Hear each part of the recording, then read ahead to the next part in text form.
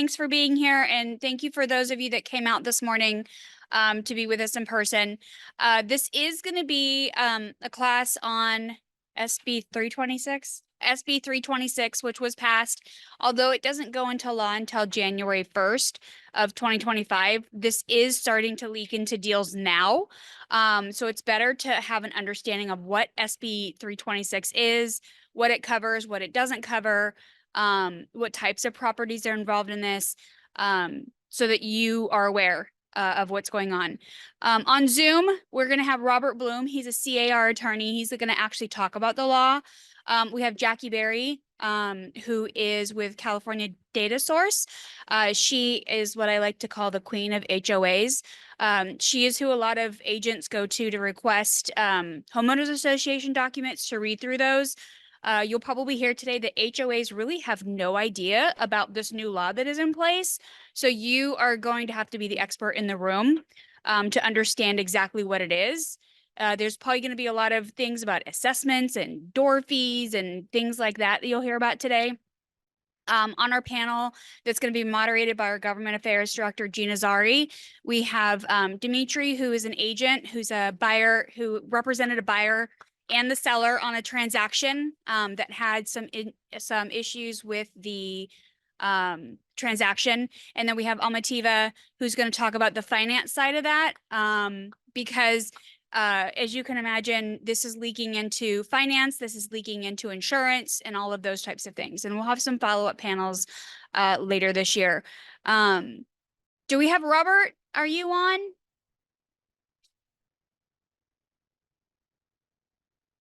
Did he join yet?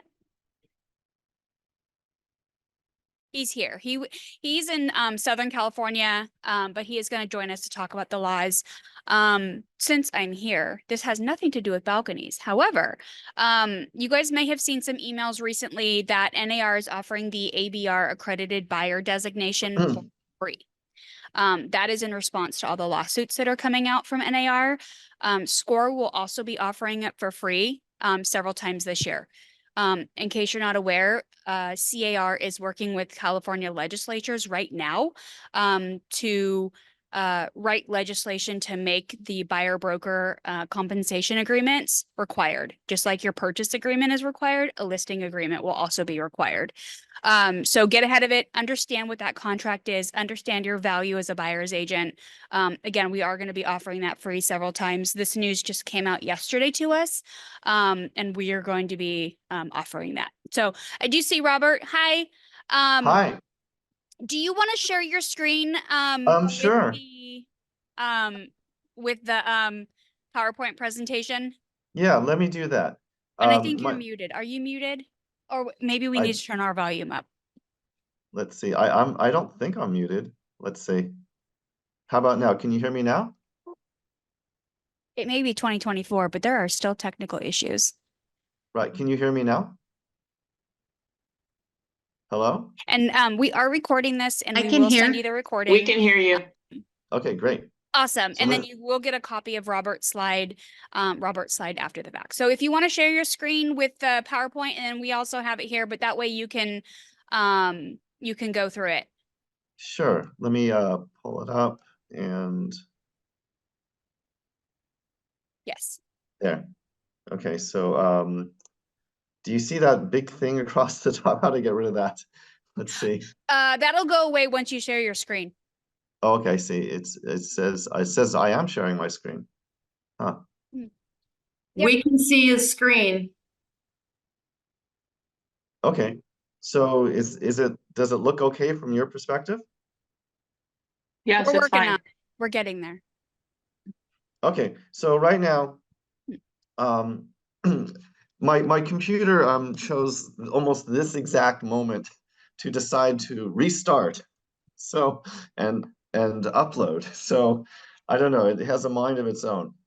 How is everyone doing this morning? I'm Robert Bloom, Senior Counsel with CAR, and I am going to give a presentation on the balcony inspection laws. Am I good to go? Yes. Yep. Okay, great. So the summary of these laws, it's pretty straightforward. California now requires a periodic inspection of balconies or staircases in an apartment building or condominium project when it has these three criteria. There's a building with 3 or more units in it. There's an elevated walkway, which is a defined term. And that elevated walkway is built or supported with wood or wood-based materials. So the deadline for having this inspection is January 1st, 2025. The first inspection must be completed by that date. Okay, so background on this. We're actually talking about 2 separate laws. The one for apartment buildings was passed in 2018, that's SB721. The one which is specific for condominium projects, that's SB326, that was passed a year later in 2019. They both pertain to buildings in which there's 3 units or more. When we say condo projects, we're talking about just a condo, what we normally think of as a condo, an undivided interest in a common area with a separate interest in space. So this SB 326 is very specific to condo projects, otherwise known as condos. Okay. The background of this bill, like a lot of laws, is passed in response to something really, really bad that happens. That's how a lot of laws pass. Same with this one. Terrible, terrible accident occurred in Berkeley. It was a balcony collapse. That was in 2015, involved foreign students. And it was determined that the balcony had suffered, the reason for the balcony collapse was that balcony had suffered from years of water intrusion that caused the wood framing to suffer dry rot. That was the reason. There was subsequent litigation. It was revealed that ownership and management had ignored red flags. Various issues, including tilting and sinking of the balcony. And that's what gave rise to these laws. Now, the 2 laws are, for the most part, very, very, very similar. Just some minor differences, but they use the same definition of balcony and elevated walkway. They both apply to buildings with 3 or more dwelling units, and they have the same January 1st, 2025 deadline. Okay. The sort of heart of this law is going to be what are called the exterior elevated elements. And those are going to be defined as decks, balconies, stairways, walkways, probably anything else that could qualify, that extend beyond the exterior of the walls. They have to meet these criteria. Extends beyond the exterior of this wall, carries a, quote, structural load, has a walking surface elevated 6 feet above ground. It's designed for human occupancy or use, and is supported in whole or in part by wood or wood-based product. Now, on top of that, that's not the only thing that defines an exterior elevated element. A critical part of the definition is that it also includes the associated waterproofing system. And that's going to be the flashings, membranes, coatings, other aspects, anything that protects that for dry rot, which was the cause of the problem, which is the cause of most of the problems, and that's what the whole point of this law is. Okay, so who is required to perform this inspection? And the answer is, it depends. So if the property is part of a condominium project, then it has to be a licensed architect or engineer. That's the person that must do the inspection. Okay. If it's anything other than a condominium project, then the inspection can also, of course, be done by an architect or engineer, but may additionally be completed by a general contractor with an A, B, or C5 license with at least 5 years experience, or a certified building inspector. That's who has to do these inspections.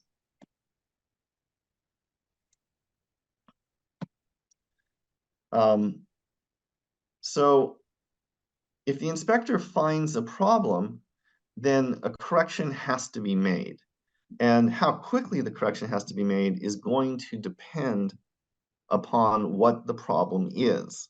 So if it's a quote emergency repair, then the correction must be done immediately upon receipt of the inspection report. So what is an emergency? An emergency is when the inspector finds that there's an immediate threat to the safety of the occupants. And in that case, the report's given over to the association, and the association is required to take immediate measures to safeguard the property, including preventing use of that area. So that's the main thing. If there's an emergency, then basically you're going to cordon off that balcony. Nobody's going to have access to that quote exterior elevated element until it's been repaired and inspected and approved by the building department. Now, for non-emergency repairs, you have 120 days, and you have no more than 120 days. If you need an extension, then you have to get permission from the building department.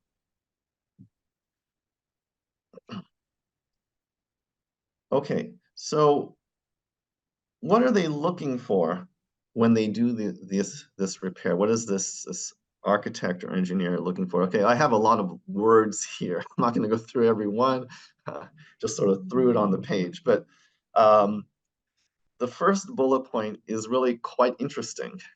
And this is the only comedy in this whole presentation.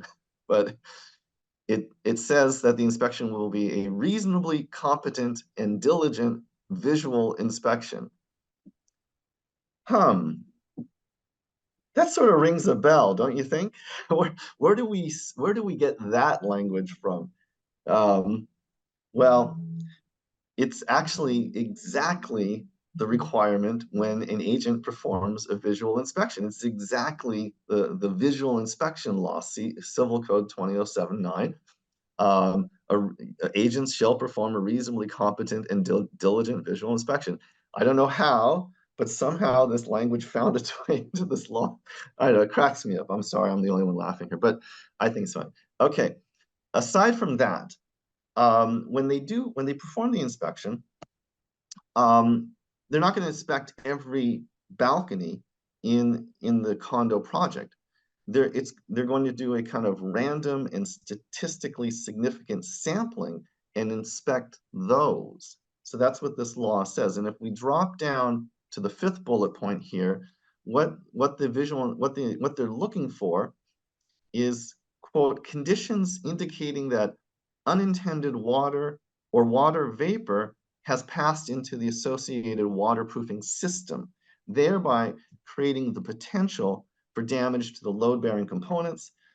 And in that case, if this initial determination is made that there's been infiltration into the waterproofing system, then the inspector may conduct a further inspection. And when the inspector conducts a further inspection, they are given tremendous discretion as to the scope of that further inspection. That's the last bullet point. The inspector shall exercise their best professional judgment in determining the necessity, scope, and breadth of any further inspection. So wide discretion after the initial determination of sort of infiltration into the waterproofing system. So can the person who makes the recommendation, who does the initial report, do the repair? No, obviously sets up the wrong incentive system entirely. So that's a good policy. And let's say the inspection is made and it's the association is cleared. It's a safe balcony, no need for corrections. When must a second or subsequent inspection be made? And those subsequent or second inspections will happen depending upon what we're talking about. If it's a condo project, every 9 years.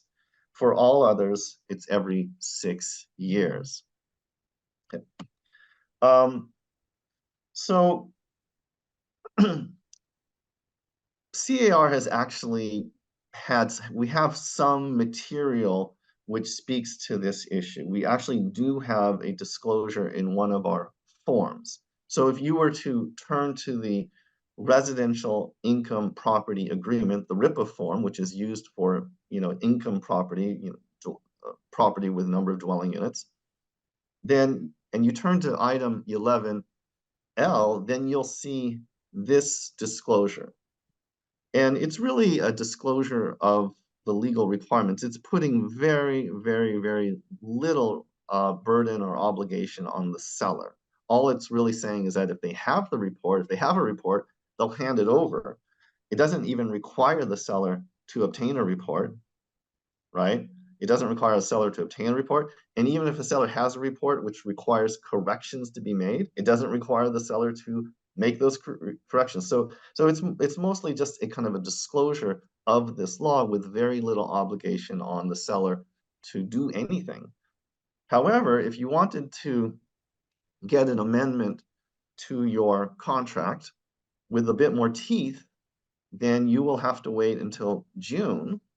And in June, we're going to release this new form called the Wooden Balconies and Stairs Addendum, WBSA. And this does have a lot of teeth in it. So, I mean, you can't really read the fine print, so you're just going to have to depend upon what I'm telling you. And what it says is that if you have the report, obviously you'll turn it over. You're not, as a seller, you're not required to obtain that report until January 1st, 2025. But come January 1st, 2025, you must obtain the report. And if that report shows corrections must be made, then those corrections must be made, and that becomes a closing requirement. So here you have a lot of something with a bit more force behind it. But this addendum is not really intended to be used when simply selling a condo. Because when you sell a condo, the owner of that condo doesn't actually have the obligation to do the inspection or make repairs. That obligation is on the association. So you're not going to use this form as a mechanism for getting the condo owner to make repairs. It's just that's not in the cards. Okay.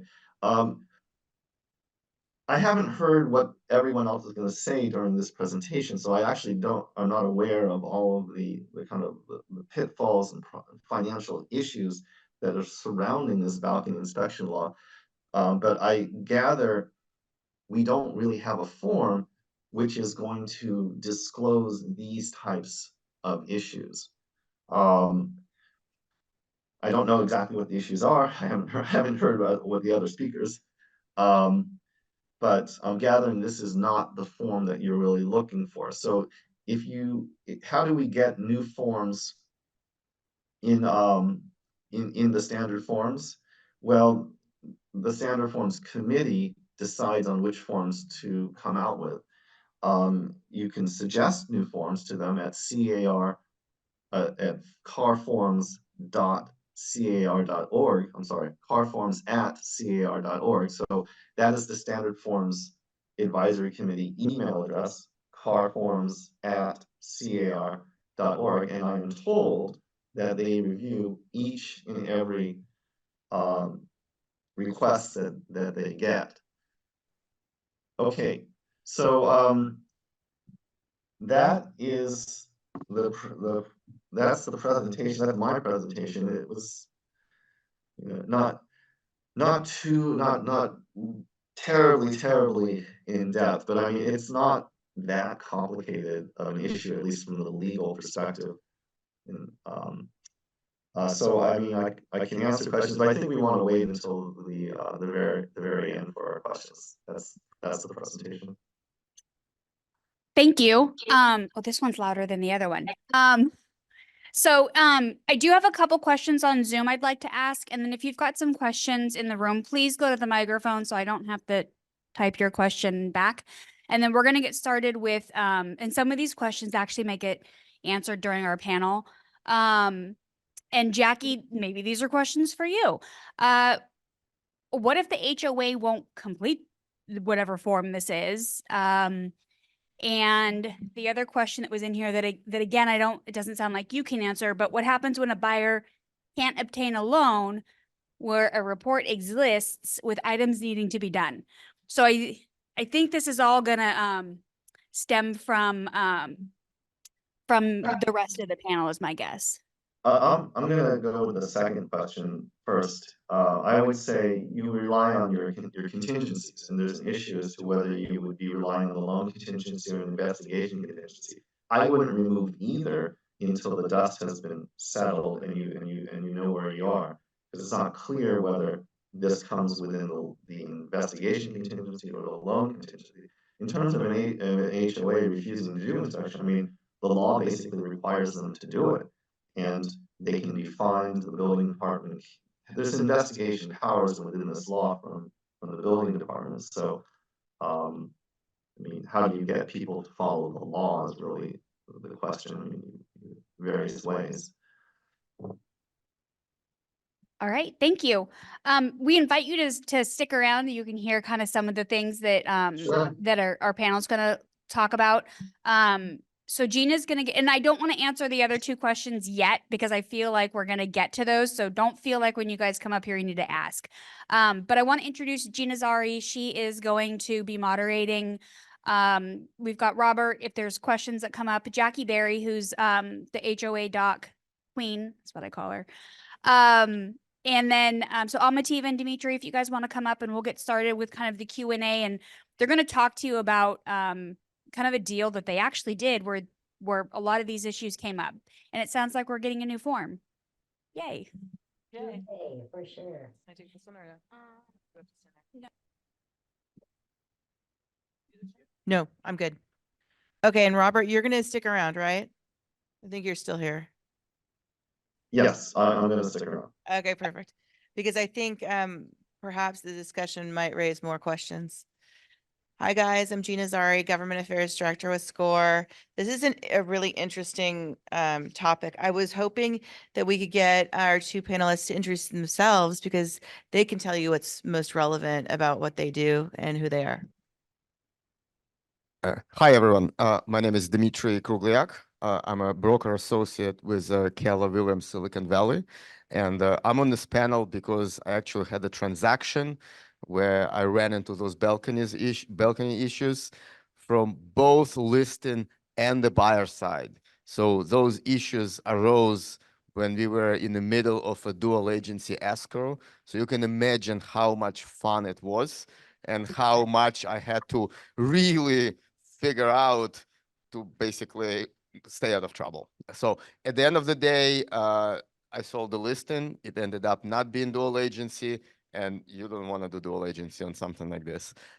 So I'll talk about a lot of practical issues that arise here. Hi, good morning, everyone. My name is Amitava Chakraborty. I'm from BMO. I'm a lending partner out here, and definitely I will show the experience regarding the financing side of it, because whenever our all friends are here or Zoom, they're helping their clients. The biggest questions comes like how they will help their clients who are mostly relying on loans like a lending options, and how difficult it is when it is actually coming to the realistic scenario. And thank you, Robert, for all your richness of information about this like AAA structure, elevated exterior elements, how it works. And definitely, I believe that transaction we had also with Dimitri, and definitely we will try to focus it out. I'm passing out to Gina. Hi, Gina, do you want me to do a presentation real quick? Why don't you go ahead and introduce yourself? Hi, I'm Jackie Berry. I do reviews for homeowners associations, sellers, buyers, and to help them understand what their disclosure requirements are. I am not an attorney, but I've been doing this since 1962. So I've been in the industry a long, long time. The biggest issue is this balcony issue. It is not only SB 326, but it has its own civil code number now. It is 55, and then it's an L after that. So that can be found. It's cemented in law now for the homeowners associations. And Robert, your presentation was great. It always is interesting to see it from different sides. The other day I had the side from homeowners associations and boards of directors and what they're supposed to be doing, disclosing. They're volunteers, they don't get paid, they hire management companies who are generally a little bit overloaded. The managers don't really understand this. And so it's a lost leader out there in the industry. I mean, we know that we have to do it, but it's very difficult. And of course, you can have two buildings sitting next to each other, and one is a planned development and the other is a condominium. Condominiums are getting their decks torn apart, yet the other side where the owner owns that deck, they're not. So I loved what you said about that, Robert, because it is something that until they have a failure of a deck and the insurance, if it's an individual on a PUD, their insurance would take care of it. But if it's in an association where they carry the policy, and also if it's a condominium where they always have the blanket policies, that's going to become an issue as to how that's going to be addressed. So a lot of these boards of directors have gone deaf, dumb, and blind about it. They just don't want to know. It's too much work and they don't know where to even begin. So I hope to bring some pieces of that from that side of the fence. I love the fact that we have a lender and a real estate agent that experienced that issue. And the forms that the lenders are asking the associations, basically their attorneys are telling them not to fill them out because there's so much liability to it. I understand it because I fill some of those out. So in any case, I hope that we'll be able to give everyone a better idea as to what they're dealing with at this point. Okay, great. Can you guys hear me? Can you hear me? Good. Okay. I actually have a question. Let me just throw something out, and if anybody can answer, great. If not, so be it. I suspect though, it's a higher percentage than we probably think of these balconies that need some type of work. Does anybody know? Just to create relevance for the realtors in the room here, do we have an idea of what percentage actually, once inspected, needs some sort of work? I can address that from the homeowners association side. There's a formula they've given the engineers and the associations, and I don't even want to go in it because it's a really complicated one about how many of the balconies they have to inspect. And it's really a drop in the hat or a flip of a coin right now as to how they're doing it. Usually what one of the people told me is that they were doing them on the north side of buildings where they would see the decks on the north side because that was less likely to get sun and would have more moisture attached to it. So there is no real clear-cut formula at this point, but you can tell when you go up on a deck or a balcony, you can see if there's dry rot or mold. Well, dry mold mostly. If you're starting to see that, decks that people have changed over into tile, something that wasn't originally there, that's a big issue because they don't always get architectural control. And yet the tile grout doesn't always get fixed. And so there's issues there. So if they see a tile balcony, they will look at those a little bit closer. And the funds for this is absolutely astronomical, and the people just don't have the fees, emotional stamina to raise the dues and do special assessments like they're having to do. And people are saying, I had one the other day, they're $68,000 per door that they need to come up with just to get the inspections and minor repairs done. So it's hitting the pocketbooks, which automatically hits the lenders because they're saying, wait a minute, we're not going to loan in that project. So then you lock it up. You can't sell them. When you list them, you can't find somebody that, and a lot of times you're not going to get the copy of those reports right now, the way that it's structured. So in any case, this panel will help to guide the real estate agents that are here today in a different direction than most of them are trying to take. They're trying to forget it. They put their hands over their eyes and their ears and pretend like it doesn't exist. And it does. And it's a big issue. Okay, so so basically, I suspect that in your careers, you're gonna see this. That's what it sounds like to me. So pay attention because this was useful help. So if you have questions, write your questions down and then go to the mic and ask them in a little bit. But let's let the panelists say something first. Okay, so my first question is, how is SB 326 affecting the real estate practice right now? So before I get to this, let me actually follow up on the earlier question, how prevalent you can expect to see this. Here's a rule of thumb.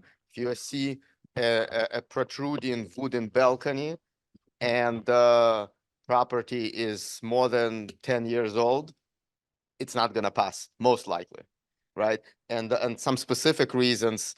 First of all, the structural engineers, it's just their judgment. They look at this, oh yeah, it could be a problem, sure, right?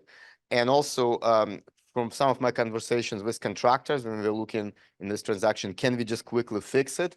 Some of them were saying that some of the structural standards for balconies changed by law within the last 10 years or so. I don't want to get it wrong, but roughly anything that's old and wooden balcony, just assume that it's not going to pass. On the first pass, I'm not a structural engineer. I cannot give this type of an advice, but just be prepared for this. But if the balcony is not wooden, if you see that structurally it's kind of part of the wall, if it's more like an internal balcony than the balcony protruding out there, it's probably not going to be an issue. But given how much old housing stock we have, just expect to see it everywhere.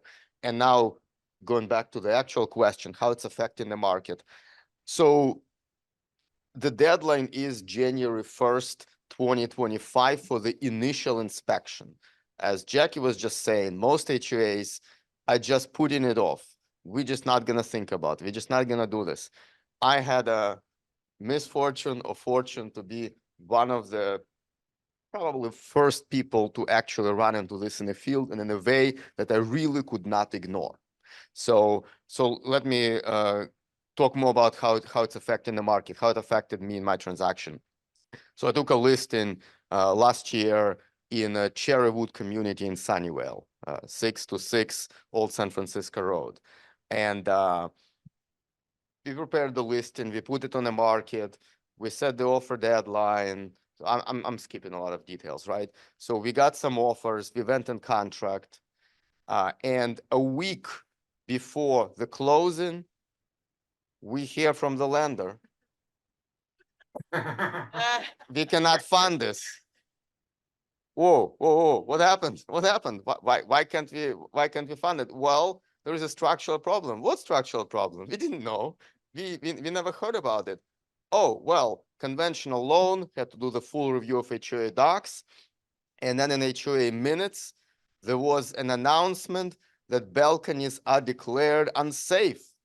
And this is what the lender looks like and says, oh, okay, the balcony is unsafe. So it's a structural problem. So it cannot be financed as a conventional loan. It's no longer a conforming loan. And we didn't know, and HOA didn't tell us, right? Now, I started asking around, has anybody else ran into this? Has anybody else solved the problem? Most people have not heard about this. And by the way, I'm curious, show of hands, how many of you have run into balcony issue in some form in the field, or you're just kind of thinking that you might? One. Same problem. Actually, in my case, seller did not know listing agent. Okay, they can't hear you on Zoom. Do you want to? Well, anyways, maybe you should speak up later and share your. Let me just kind of wrap up my perspective on this. So, but this shows that most people were not aware of this. So when I had this issue, I started asking around. Most people haven't heard about this balcony issue at all.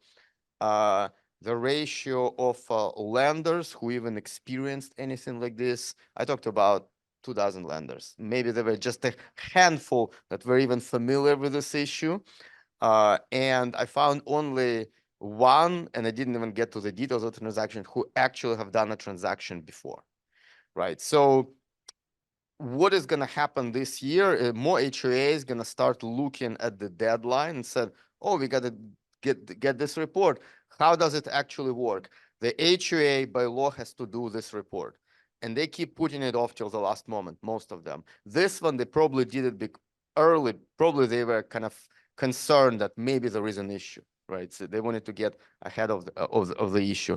So HOA does a report. Chances are, based on what I described earlier, most wooden balconies are not going to pass. It's very easy for a structural engineer to say, oh yeah, this needs some fixing.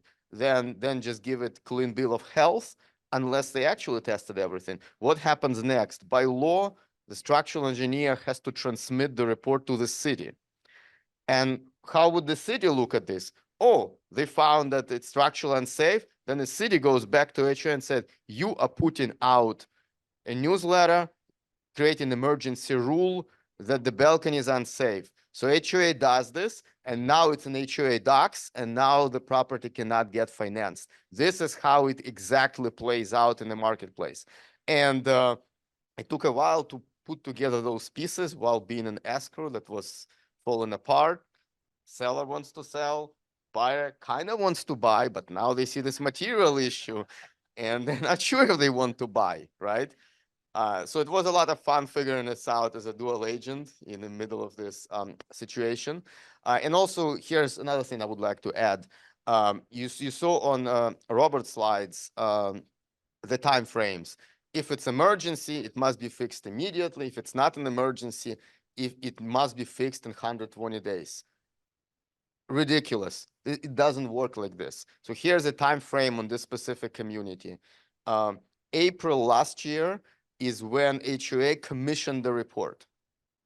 The inspectors came in around June. They had their report, I think, in July. Then they transmitted it to the city. By September, the city forced the HOA to put out the emergency rule. Nobody can go to the balcony. Let's book the lenders. And a week after that, we went in contract. And we didn't know about this, right? And we did not get notified. And HOA did not tell us that this is a material issue. And they had no idea. So this is September, right? Then what happens after this? HOA hires a structural engineer to prepare a project plan. It took them a month to hire because you have one board meeting to the next board meeting. Then they just, so in October, they just approved the proposal from a structural engineer to start preparing the plan.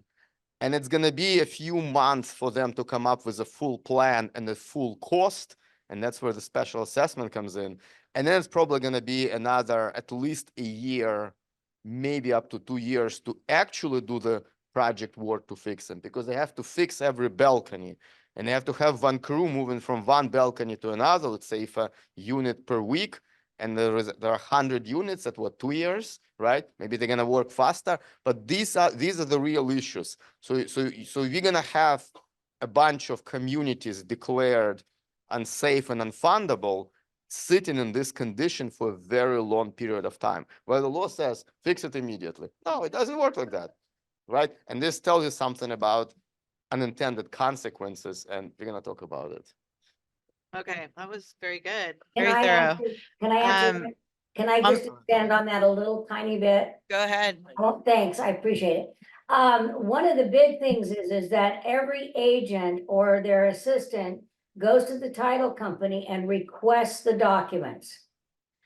I'm telling you that we do not get 100% of all the disclosures that are required because nobody qualifies them on the owners association's way. However, the sales package that you got for your sale and the one that the lender got for the loan are exactly the same documents. So the only thing I say to agents is look at those minutes. I mean, some of them are fun. Don't do it until midnight because they'll make you laugh and keep you awake. But the truth is those minutes are supposed to tell you where they are with this kind of stuff. The other thing is the financial health of these associations. Less than 5% of them meet any kind of criteria of being somewhat funded. What they do is the seller goes, I'm not going to pay for the roof because I don't want to pay for a roof that I'm not in the future. The concept is they're paying for the roof they have now. not the one in the future. So they're leaving a debt behind for that buyer. So that's the other big piece that is kind of left out of all of this, is what debt are you leaving for the buyer? What debt is the seller not willing to pay or not been able to pay or kept the dues low so that they didn't have to? So that the funding on the association sides is a really tricky issue.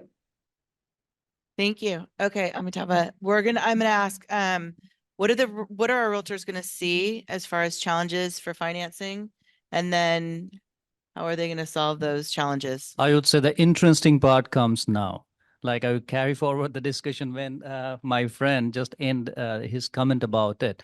So whenever I believe that you have a client like interested or you are taking a listing from a seller at that point of time, you have the first question is, my entire focus would be on the listing, but definitely you have no understanding about this nuances, as you just mentioned. Like they know this process, like HOA knows this process way before that. In 2019 onwards, this is something a buzz. I get to know this process last year around April, May, when I had a first transaction and I got to know there is a SB326 package and they are completely okay with it. It is a clean one. So then I got to know what is this beast is all about. And after that, we went into a transaction when it falls apart. Then I understand the ramification of it. So being a realtor, it's really important that I only talk about the lending perspective of it. First, try to find out with your HOA, what are the meeting minutes? If there is any newsletter or something went out regarding the safety part that he just mentioned, whether they carry out these kind of inspection or not. And when we all remember when Robert is showing the slides, it's on the visual inspection. And this is so difficult and based on the competency, like based on the competent expertise of the inspector that they are doing their first visual inspection. If they think it is not good, it is not sound, then immediately they will submit their report to the city. And as Dimitri mentioned, consequences, everything will happen or fall apart on that point of time. But what lenders looks at the first point? First point, you identified a listing, or if you're representing, let's start with the listing side, because I'm right now working with at least 15 different realtors. They are working heavily on the condo side in California.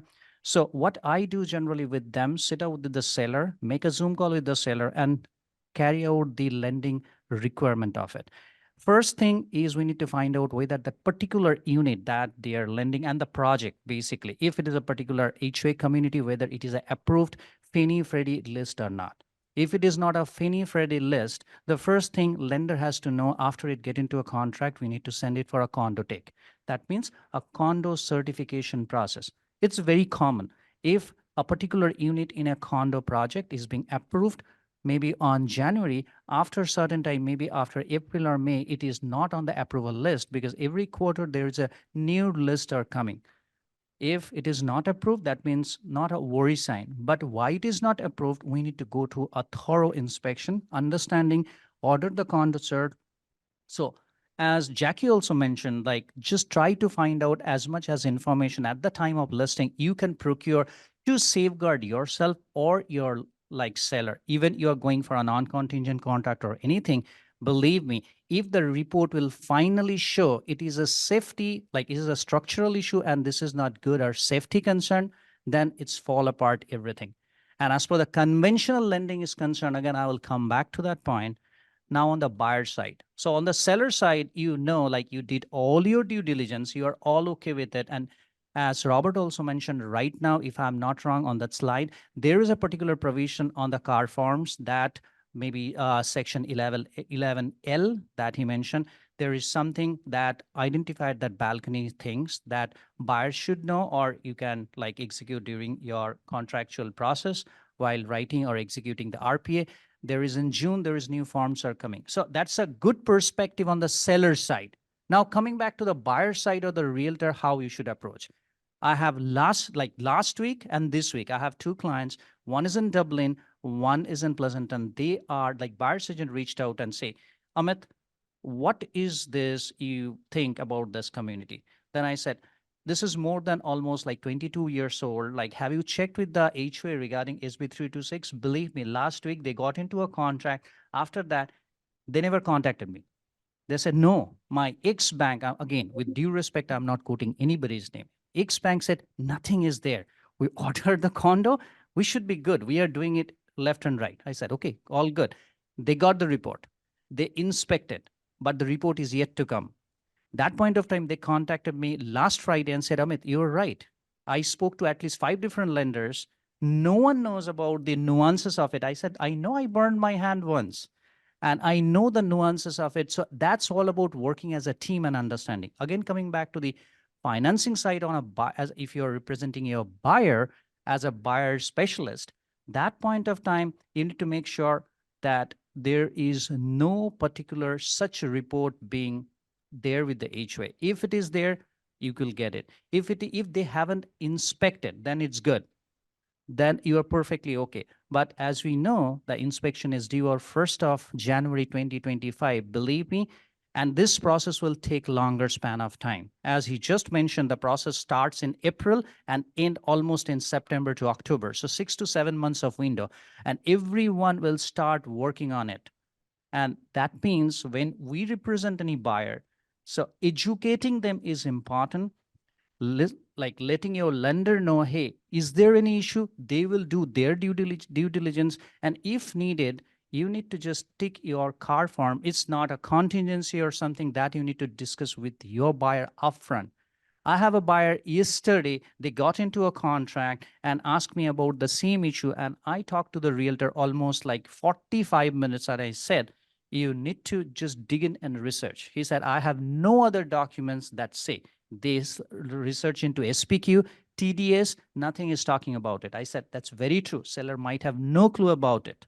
So dig through this information. And as I said, being a specialist lender, I'm always here to help. It's not about, as I said, it's not one lender. We all work as a team. Reach out to us for any details if you are helping your buyer, if you're helping your seller. In both the perspective, SB326 is really important for financing perspective. Gina. Okay, perfect. So we're gonna get into questions in just a minute. So we're gonna do speed round because we want to have time for questions. So I think you already went a little bit into it, Amatiba, but how do you prepare? How do our members prepare their buyers or sellers for SB 326? Me or Either one. okay. Well, Speed round. Speed round. speed round. Okay. So first of all, in answering this question, I'm gonna step back into prior question and give another perspective on financing. So on one hand, what do you need to do for financing, right? But the other part is how does this affect the value of the homes? And what do you do whether you on a listing side or on the buyer side? Jackie was just mentioning a little earlier that she recently saw a project where they estimated the cost of repair about 60K per unit.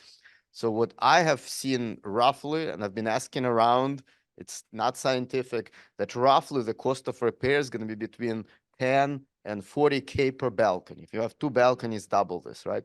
So what this means in practice, if you are working with a seller, the first question is, first of all, has HOA done this report or not? If they have not done this report, then the cost, the damage hasn't been priced in yet. So maybe you're gonna be better off selling it as soon as you can, given all the disclosures you and let the buy side figure it out. You disclose everything, but it's all speculation how much of a hit to value this project is gonna be. That's if you're on the seller side. On the buyer side, the first question you should be asking, do they have this report already? Or we're gonna get hit with a special assessment of 50K down the road, right? So to going back to the question, how do you prepare? If you're on a list, first of all, on whichever side, you have to be asking, what is the status of this balcony assessment, balcony report? Has HOA commissioned this balcony report, or are they out to lunch? They don't even know that this is happening. If there is a report, is the report positive and negative? If the report is clear, then yes, you're okay, right? If the report has problems, does HOA have a repair plan? How, etc., right? So on a listing side, you're gonna make sure you have all the disclosures, make sure you have all the HOA minutes, because if the buyer is not gonna get some minutes or some newsletter that talk about the balconies, later on they can say, hey, we got a contract, we haven't been told. If you're on the listing side. If you're on the buy side, you better be figuring this all out for your buyers. And Jody was mentioned earlier, right? ABR, we need to start demonstrating our value to our clients, especially buyers. That's how you do this, right? Every time I talk to a buyer right now, have you heard about the balcony issue? Do you know how it affects? Okay, and real quickly, one more question, and then we're gonna do questions. If you guys have questions, and if Zoom, we have questions. How do we keep the HOAs on track with respect to SB 326? I would say it's a constant communication. If you're taking a listing, I believe this is more pertinent on a seller side or a listing side. You need to just talk to the HOA directly before or in the process of getting a listing, talk to the HOA, maybe a board members. What I see, I've been involved in at least 3 communication where I involved directly with the listing agent and the HOA, and HOA consists of 70% of the sellers, like the owners basically. So they do not have any clue. You need to go and educate them. And if needed, we can go as a lender, laid out what are the parameters for this, like them to follow. Like if they know their parameters, then immediately they can follow, and definitely they carry forward their information to their vendors basically because this year you will see all about this inspections are going around because everyone knows what is coming to their door and they're very much prepared. But being that said, I believe this is all on us as a community. Like if you're helping your sellers or buyers, you need to do your due diligence. That's the only basic thing. And I would say if you are really like on a buyer side, before you put on or write an offer, reach out to your lender. Make sure like this cross-check, like these are all being cross-checked or verified on their end. And that is supremely important. Especially the first thing that you need to check whether that particular project is approved on Fannie Freddie list or not. That's number one. Second thing, you need to reach out with them, the lender, whether the lender is aware of the different nuances, parameters of SB 326 on the lending perspective or not. If they're not, as I just said, like irrespective, I'm helping that buyer or the seller. I already did at least few transactions, have that experience. So I can more than happy to help you who are here or on the Zoom because it's our collective effort to educate our community. Thank Okay, you. if you have questions, go And I right up just ahead to said- the I mic. just- We've got to use the mic because we have people on Zoom and it would make sense if they don't hear the question. Oh, Jackie's got I something to just want say. to say one thing. We're all living in a fantasy world. Because you've got 55,000 associations in the state of California. It's a quarter of our housing market. 70% of all new construction is going to be a condominium because they're going to go downtown little spaces where they're going to go up. So there's more taxes. And so that's going to create another issue. And you're also looking that about 49% of these associations are under 100 units. So they're self-managed with people who think they're doing the right job and the best they can, but they don't know what they're doing. Correct. And so then you've got management companies who get paid for doing a management job, but don't know how to bring their associations into compliance. I have that problem with them in just civil code. Bring it into compliance so we know what we're doing. So buy the fantasy if you want to, but the truth is you got to go that other step because the boards of directors are the ones that are going to control all of this. And the Jackie, you are 100% right. Like for this self-managed association, you need to go and make a meeting, basically make a presentation, Yes. talk to them, educate them. And that's the process we can help them, that particular community for the sellers to sell their listing, like sell their house in a proper way. Well, and the last piece of this is how do they get on a Fannie Mae or a Freddie Mac or an FHA list? Do you have to- I know how they do, but just real quickly, if they're not on that list, the chances of the associations being able to give them all the documents that they need now to bring them into compliance to be on that list is a little more daunting. So this is a great piece, and all these pieces are really something that I believe that today you'll have a better picture of what you're dealing with, and it'll be more realistic for you. Okay, we have a question, a couple questions here. And then I'm gonna go to, we do have a couple hands raised on Zoom, so we're gonna pop back and forth, one in person, one on Zoom, and go back and forth as we go through. So we'll do in person first. Two questions. One is, you said quarterly, they have to update those list of the approved. Who does the updating those In my lists? understanding, Fannie Mae has their own wing. They will update everything on their end. It's not like any particular lender or something that we got the list updated every quarterly. They send us a 10-page document to fill out and nobody wants to fill it out. So I do those a lot. Very good presentation about condos. We got a lot of information. Thank you. But nobody touched the fourplexes, sixplexes, eightplexes, and those are owned by individual people. How do you get them to comply with balcony laws? What do we have to do with them? Robert actually has his hand up on Zoom, our attorney. Go ahead, Yeah. Robert. I mean, those come within the law, that those come within SB 721.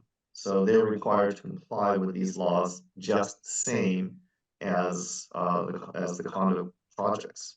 How do you get them to comply? I mean, you raise this up at whoever is running that association. There's Or no it's not association, it's not association. You raise that issue with the building owner.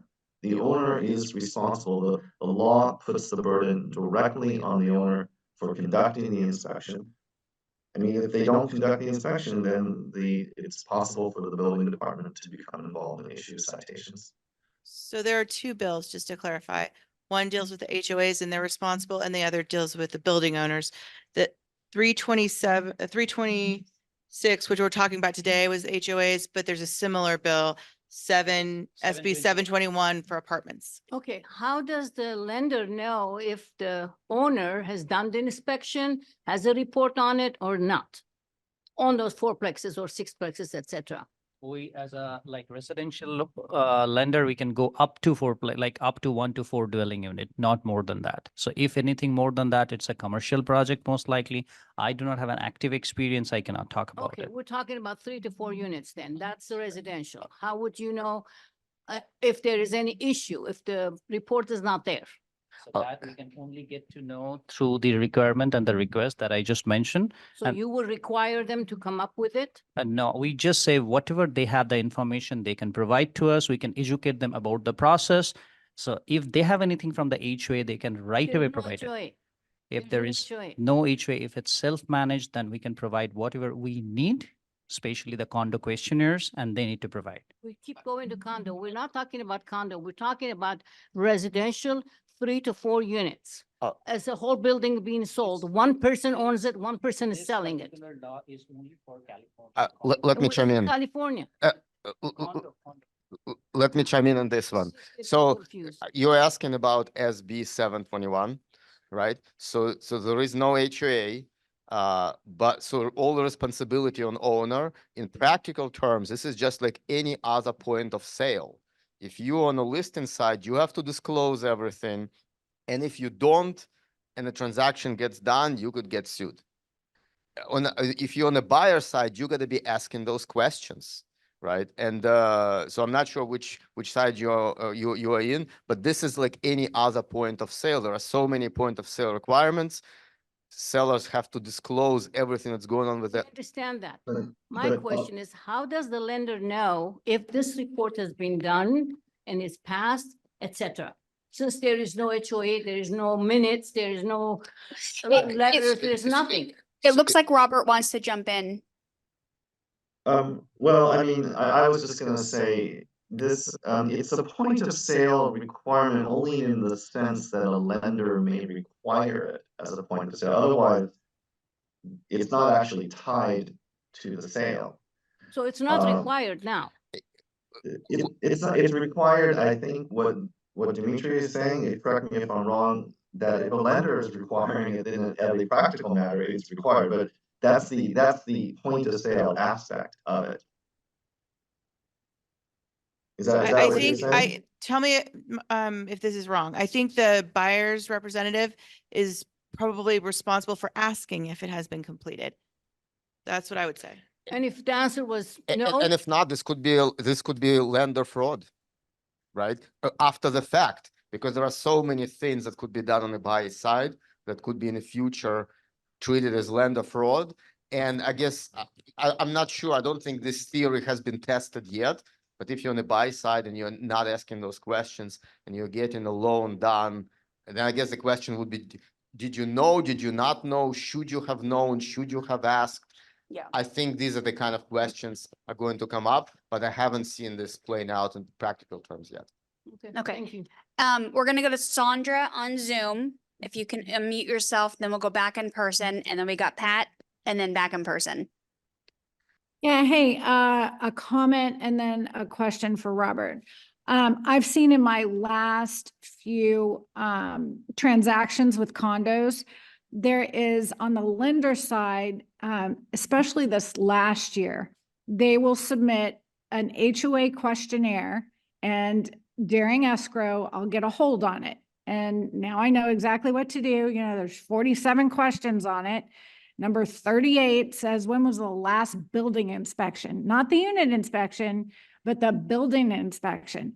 And if you have a new management company or the management company is being super conservative on answering these questions and they put unknown, then it's up to us. We need to also be educating and understanding and jumping ahead of these and saying, okay, yeah, escrow, if you've got an HOA questionnaire hold, and what these management companies are saying because of SB 326 and others that are coming online, they're starting to be super conservative on how they answer these questionnaires. And if they say unknown, that is a red flag for a lender. My question for Robert, are you seeing this in the future possibly spilling over to metal balconies? Because what we're seeing is the older structures can also exhibit rust if they're not well cared for, and rust can cause metal to be brittle. Are you hearing any conversations like that? No, I honestly, I have no idea whether or not there's any proposed legislation concerning metal balconies. I know, yeah, this one is very clearly only directed at inspection of wood or wood-based balconies. In terms of like the sort of very sort of the practical details, how property managers answer questions, I think the other panelists here are going to have a lot more sort of experience in answering a question like that. But in terms of the, you know, is there a law on the table proposed directed at metal balconies? I'm actually not aware of it. And I mean, I would think that this is like many other requirements. I mean, previously there was no law that required the inspection. Now there is a law that requires the inspection. How is that impacting the transaction? It's impacting the transaction in the sense of if a lender makes this inspection and correction of any problem with the inspection a lending requirement, now it's impacting the transaction. Otherwise, it is not really impacting the transaction. In terms of what is the duty of the buyer's agent, I mean, buyer's agents, it's very difficult to say exactly at this point whether there is a duty or an obligation to raise this as an issue. It has to do with what the custom and practice of the industry is. Normally, it's not the obligation of a buyer's agent to delve into laws. The buyer's agent typically doesn't have an obligation to know exactly what a law is and what the requirements of the law. When you don't disclose laws, you disclose facts. That is with your own client. With a listing agent, you disclose facts. I think probably what we need, and I don't speak for the Standard Forms Committee, but maybe like we have a form that's going to come out in June, which is going to discuss these requirements.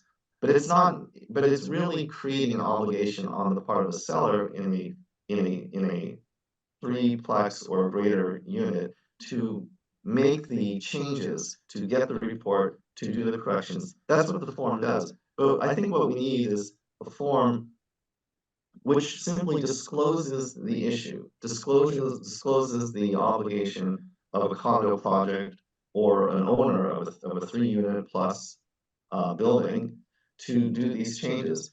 And then, of course, perhaps the buyer's agent could make a request, but after that, I don't see the buyer's agent having any further obligation. I don't think they should have a further obligation. They have disclosed the legal requirements in a form. They've maybe made a request to see what corrective repairs have made. In my mind, they've done their job. It's not up to them to make sure the HOA is following the law, not on this issue or any other issue. That's my 2 cents. Sorry. First, I want to thank Jackie Berry because in 21, I called her on a random event and she told me not to buy a particular condo because the decks were a problem and the HOA did not have the budget. Hi, it's me, Lisa Ratting. Didn't have the budget to cover the cost of repairs and there was going to be this horrendous thing. So anyway, thank you for that. We moved elsewhere. But I have a client now who I just came into contact with and he is living in a condo in San Jose and he's thinking of moving. And the first question he just asked me the other day was, my complex is under review with this new deck thing. What's the story with the one that I'm looking at in buying in Los Gatos? And I said, oh, good Lord, I'll get back to you on Thursday. So my question is, as a realtor, not wanting to step into lots of big piles, you're saying we have to do something. We know that this inspection is going to be required by January 2025. So we have a year now. So I don't want to start being, like you said, the instigator of going out and asking these questions. If other agents don't want to hear about it, and if the HOA, should the HOA already have done some cursory inspection if they're larger than 100 units or more than 10? I don't know. What's the obligation that we have so we don't piss everybody off in the process? Well, let me take this. So first of all, there is a kind of strictly defined legal obligation that Robert was talking about, and maybe it's a bit more lax, right? But if you just try to ignore the issue, what could happen? The buyer could buy a home with this issue, and then there's going to be a report, and then there's going to be a 50K special assessment, and then the buyer, maybe a year, 2 years down the road, is going to say, wait a minute, you were my buyer's agent. Why haven't you talked to me about this? You should have known, right? So basically, in my view, it's actually an opportunity to demonstrate your value to buyers by understanding those issues, helping them walk through this, maybe not going too far to instigate things, but at least you can give them the basic education about the law, what to consider, so that you establish that you know that this is an issue. You're not saying that you're a structural engineer who can make any kind of judgment calls. You don't have to say that you're estimating how much it's gonna cost to fix, but you can point out the issue. You can advise them to ask the questions. You can see where. Who do we ask? Do we push the question to the HOA or to the seller? So you ask HOA through the seller. HOA normally wouldn't answer your questions anyways, right? So you ask the listing agent, hey, has HOA done the balcony report? And most listing agents said, what? Balcony report? What are you talking about? Right? At least right for now, right? And then say, well, could you ask the HOA? Right? SB326, what is, right? And also, as I believe Jackie was mentioning earlier, or Amitava as well, right? Read the minutes. Read the minutes from HOA, search them for keywords, balcony, SB326. If they have done some work, it is going to be in the minutes. Board convened and hired a structural engineer. The report is expected by them. Or report, we already have the report. Report was sent to the city. The city issued the emergency rule for nobody to use the balconies, right? That's basically what you can do. But I would suggest look at this as an opportunity to demonstrate your value to the buyer. But don't go overboard trying to be an expert in things where you're not an expert. Okay, so remember, SB 326 for HOAs for condos, and then SB 721 for multifamily apartments. So remember those two numbers, and that's what you can reference when asking the listing agent to ask their HOA.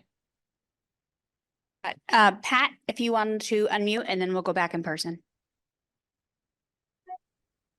Yeah, thank you. This is why I always have Jackie Berry review my HOA docs. Robert, I've spoken to you on the hotline. You've been super helpful. I think you kind of answered the question, but Gov Hutchinson for decades and the other local real estate attorneys often tell us about an issue and talk about moving forward, risk management techniques for the listing agent and consumer protection techniques for the buyer's agent to avoid post-sale litigation, which of course, 90+% of the time, it's an unhappy buyer going after everyone in the transaction. Are you saying that as long as we use these forms and cross every T, dot every I mean, that's about all we could do? I mean, I think that's correct. I'd like to see the forms actually address the issue in a direct way. We have, like I said, we have this form that's coming out in June, but that's not really geared toward a condo sale. It's geared toward the sale of a threeplex or 3+ unit building. And that would work quite well in that context.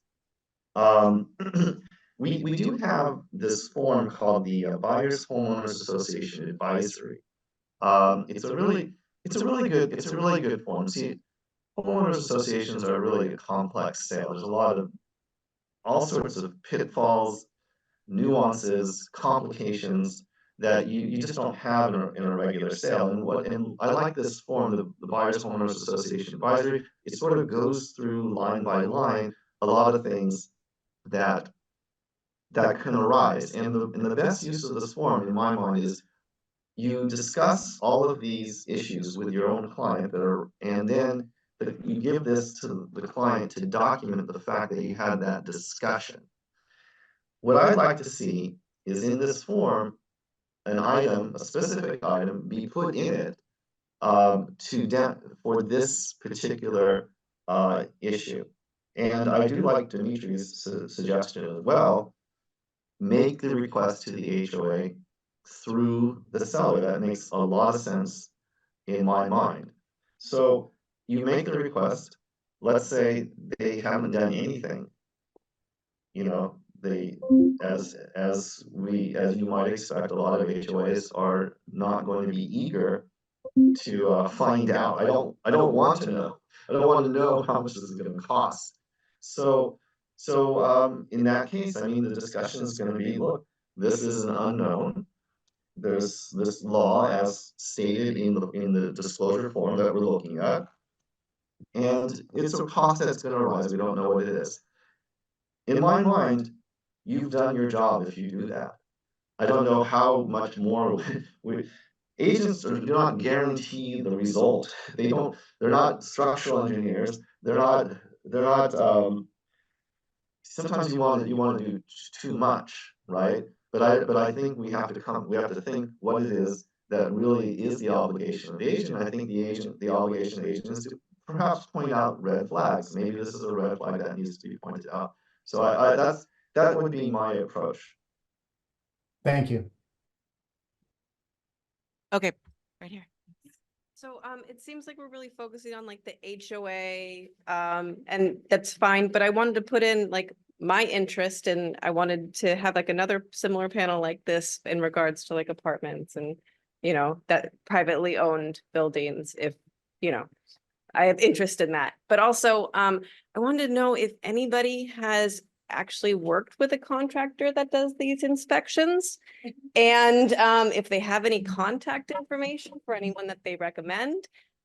Yeah, if we can create a list of resources, that would be really great. We're going to be doing, with our affiliate committee, I'll jump in quickly. Another similar topic, we're going to bring insurance in. We're going to bring in lenders again, and I'm sure there's other ones out there, but when I was in NAR, there was a company that does the structural engineering, and we were going to bring them in. So I believe we have that scheduled, and April or May, so please watch for that. And I'll see if there's a way to kind of also tailor it to some of the questions I'm hearing, which is the smaller mom and pop owned, if you will, buildings. So stay tuned for that, but please share any other resources. Let me chime in very quick. So when I was in the middle of this dual agency escrow trying to figure out how to do the right thing, I talked to lots of contractors. I talked to lots of structural engineers.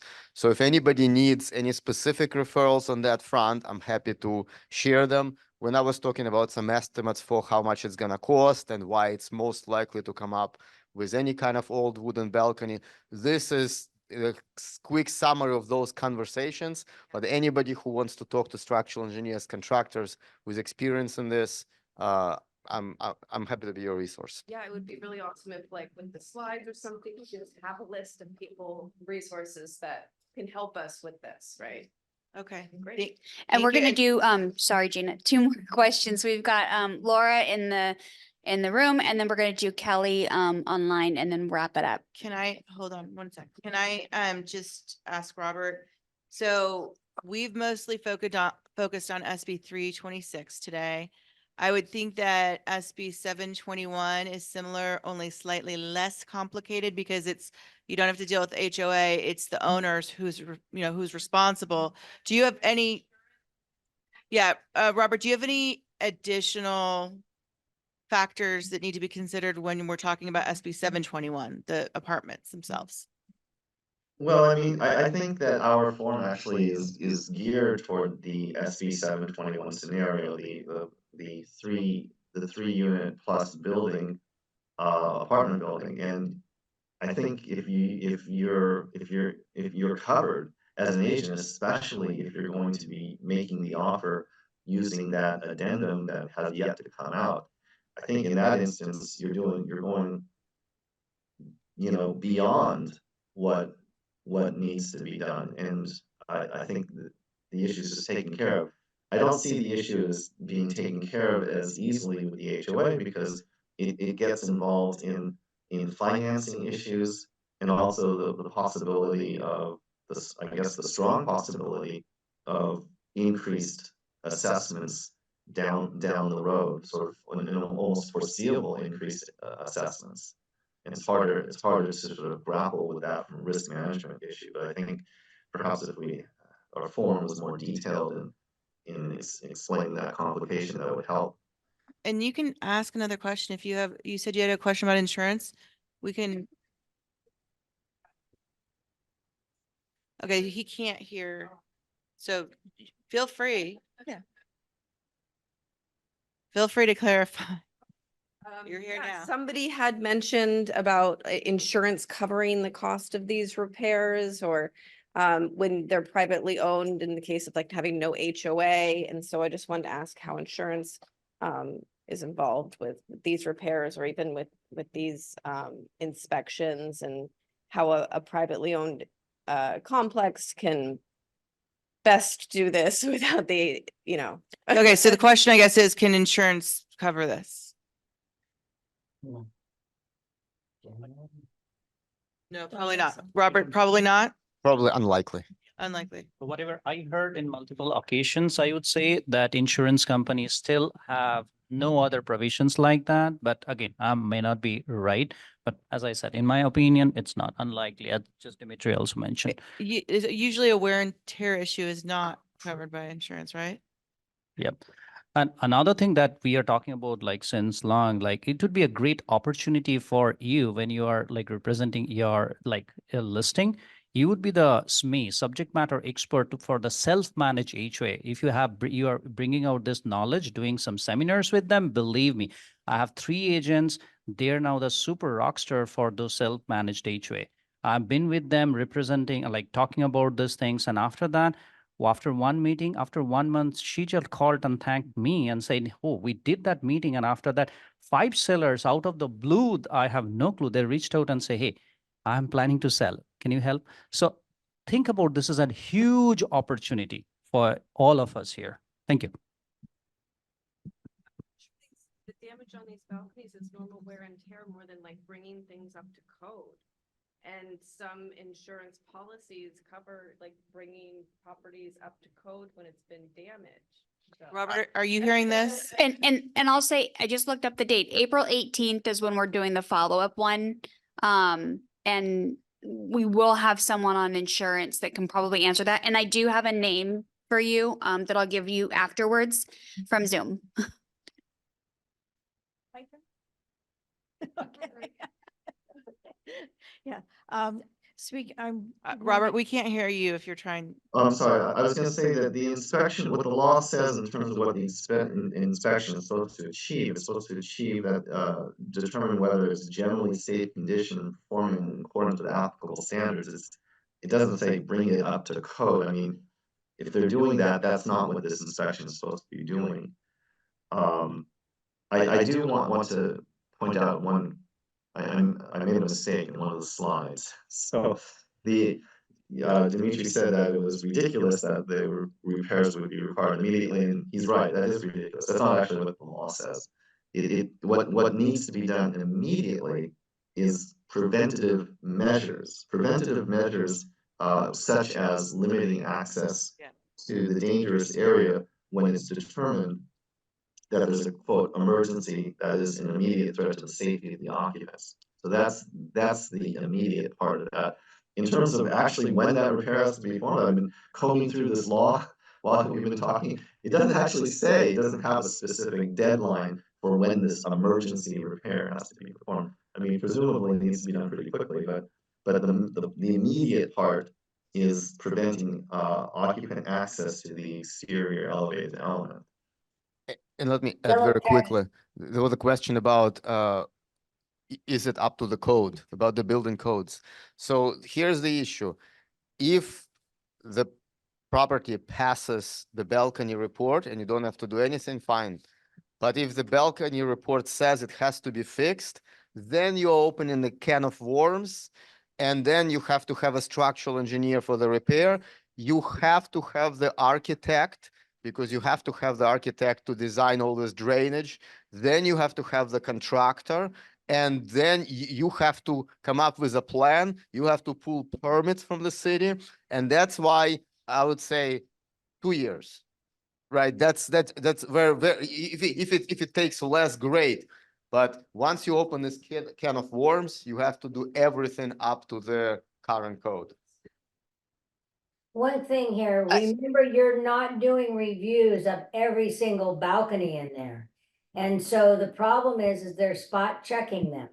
Just like a reserve study on that questionnaire for the lenders, that 148 that says, has there been an inspection? Well, it doesn't say what kind of an inspection. It just says that, has there been an inspection of the property? Well, yeah, we did it yesterday. I walked through, and what they're really looking for here now is whether or not that engineering report is done, but they're not doing all the units. So your unit may not be, and by the way, it's really hard to sell a project when you got yellow tag everywhere.